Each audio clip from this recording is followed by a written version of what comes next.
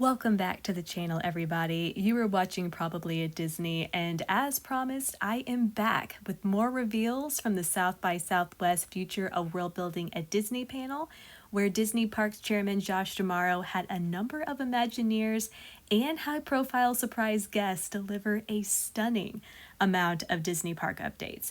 And the news kept coming today, which is March 10th, 2025, with Walt Disney Imagineering's latest We Call It Imagineering video on YouTube, which shared even more details about those South by Southwest announcements. But before I get into all that, I gotta drop by Epcot Starbucks for a quick recharge.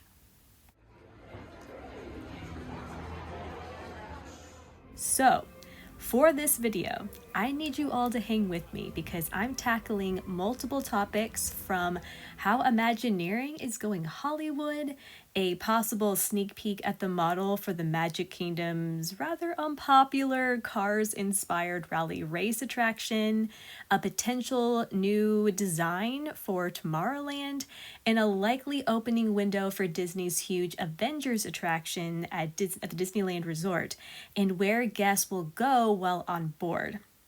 Now, in my last video about Disney's new showcase at South by Southwest, I described it as a mini D23. And that feeling was kicked up a notch when Josh D'Amaro brought out some Hollywood A-listers, beginning with Jon Favreau, the director of Marvel Studios' Iron Man, the actor behind Happy Hogan, who is now at Lucasfilm and made The Mandalorian for Disney Plus along with Dave Filoni, and he is now the director of the upcoming Mandalorian and Grogu movie that is releasing next year. So, Favreau and Imagineers made several Galaxy's Edge announcements, and they showcased some really cool looking new tech. But the biggest news was confirmation that Millenium Falcon Smuggler's Run is gaining its new The Mandalorian and Grogu movie inspired overlay the very same day the Mandalorian movie arrives in theaters, which is May 22nd, 2026. But here are a few things that may have flown under the radar.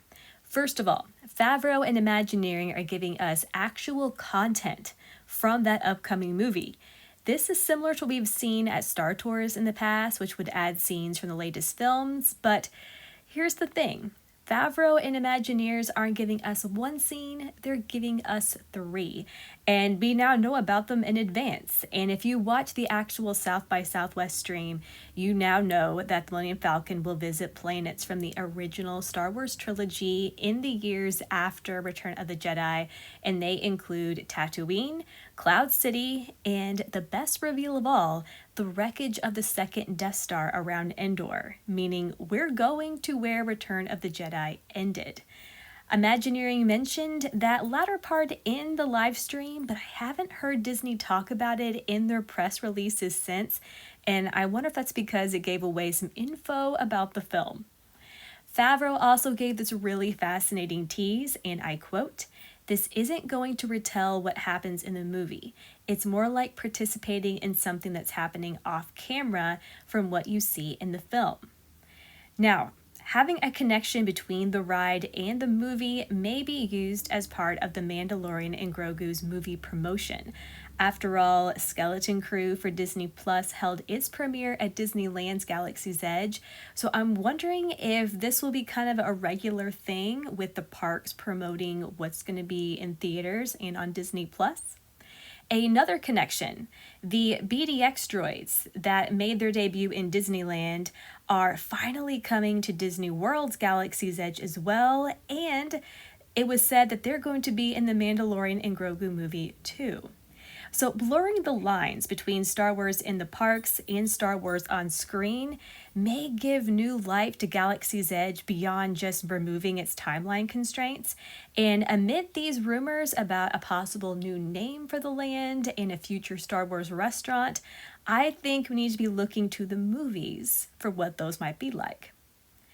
Next up, we got to talk about a new hope for Tomorrowland. So for years now, Disney park fans have been anticipating Imagineers' new plans for a new Tomorrowland at Disneyland, and according to reliable insiders, they have come so close multiple times to announcing it, and it just always falls off the table at the last second.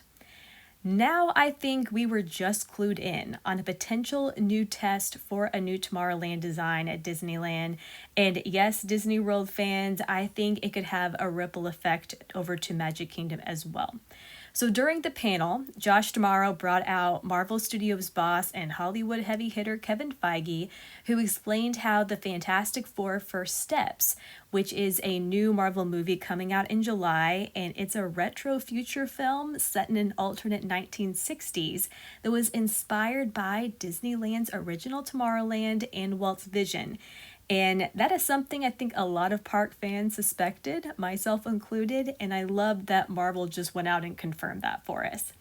I have heard from multiple insiders that Kevin Feige is a massive Disney park fan, and he's responsible for several park Easter eggs in Marvel projects. Also, the Iron Man movies, before Disney even purchased Marvel Studios, based its Stark Expos off of Disney, the World's Fair, and Walt Disney himself. So there's a history there. Anyway, Feige announced that the Fantastic Four's main characters, which are Reed Richards, Sue Storm, Ben Grimm, and Johnny Storm, will be meeting guests when the film releases, and not at Avengers Campus, but at Disneyland's Tomorrowland. And this is a huge deal because since Avengers Campus opened, the MCU has largely remained contained to Disney California Adventure. So, since news of a new Tomorrowland was delayed at last year's D23, and with the Disneyland Resort's 70th anniversary coming up, could it be that Disney is looking to see how Fantastic Four performs, and if it could re-inspire the land which inspired the film? Josh D'Amaro himself talked about how the parks influence movies and then movies influence the parks. And with Kevin Feige and Marvel wanting to do stuff with the Disney parks and Disney Cruise Line, it's hard to imagine that there hasn't at least been some discussion about this. Now, yes, it's true that Marvel characters can't come to Disney World right now, but that doesn't mean some retro old school changes that we made to Disneyland's Tomorrowland can't come to Disney World, especially since some changes to Magic Kingdom's Tomorrowland may be in the near future. And with Universal Orlando opening Epic Universe and planning more expansions and redos and adding more IP, the potential for a deal between Universal and Disney concerning Marvel is higher than ever before. So watch this space. Now, according to Imagineers, more news about Fantastic Four in the parks is coming in the spring. And fun little bonus here, there was talk about Imagineering bringing Herbie, which is the Fantastic Four's retro robot, coming to the parks at some point. Keeping things with Marvel here for just a second, another reason South by Southwest felt like a mini D23 was the surprise appearance of Iron Man's own Robert Downey Jr. ahead of his new role as the MCU's Doctor Doom. Now, several months ago, Downey made it known that he approached Disney about wanting to be involved with the parks, and that could not have been more clear during this panel. Not only did Downey call Imagineering the living embodiment of the Stark Enterprise mission statement, but he expressed his interest in staying involved with Imagineering even after Disney's 2 upcoming Marvel projects for Avengers Campus are complete, and he even said in true Tony Stark style, "You need more me." Personally, I cannot recall a Hollywood star, and especially one on the level of RDJ, wanting to work alongside Disney Imagineering to create experiences. Jon Favreau may be the closest example since he is an actor as well as a director and creative, but as far as I know, this with Downey is unprecedented, and it makes me think Disney must have more Marvel projects on the table than we already know. And I can't help but think it's just fascinating that an actor could have major influence on what we can expect in the future.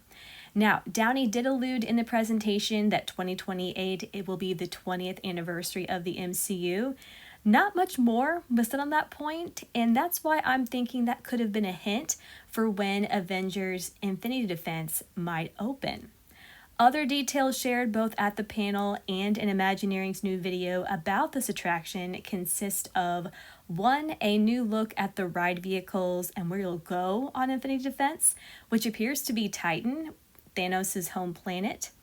2, we got news about Stark Flight Lab, which I definitely think is going to open before Infinity Defense, seeing how far along it is. And we were told it will focus more on Tony Stark, the inventor, than Iron Man. So I'm expecting all the jokes and sarcasm here. 3, Stark Flight Lab will have 12 ride vehicles whose synchronized movements were designed by choreographers, which was really cool to see. But to plus this ride a little bit, it sounds like each one will have a distinct personality and perform maneuvers that aren't limited to Iron Man, but other Avengers, and that could mean multiple ride experiences. And then 4, yes, as expected, these robot arms will be like Tony Stark's own robots, including Dumb E from the Iron Man movies and more. Okay, let's finish up talking about everyone's favorite topic, which is the Magic Kingdom's Cars-inspired rally race ride, which is replacing Tom Sawyer Island and the Rivers of America. So we got some new footage of ride tests, simulations of terrain, and so on at South by Southwest. But in the Imagineering video, we got even more info, but some of it is a bit confusing. So what has now been officially confirmed is the rally race cars will definitely be on some sort of a track system. This was expected given this video they showed at South by Southwest, but has now been said by Imagineers, putting to rest any theories that this attraction would be a new type of trackless experience. My question is whether they intend to hide the track, as I think seeing it in front of you will really take away from the experience. Secondly, Disney confirmed the cars will steer themselves.